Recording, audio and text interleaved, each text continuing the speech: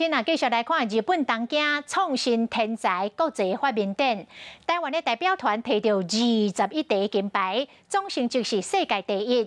其中年纪上细是台中大理赖新国小4年的这个学生叶兴启，伊为当日学行路的小弟发明一桌这个风浪帽啊，摕到金牌。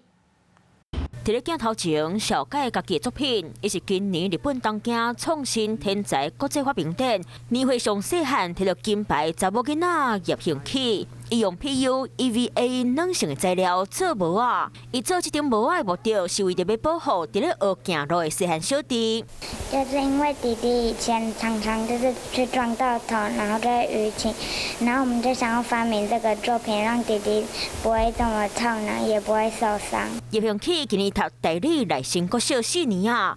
透过学校的创数发明课，可以伫咧头一摆比赛就摕到金牌，让我们的孩子能够启发他们的智慧，然后去想办法解决事情。日本东京创新天才国际发明展今年因为疫情换线上举办，台湾的总成绩第1名，毛大家看到台湾的发明实力。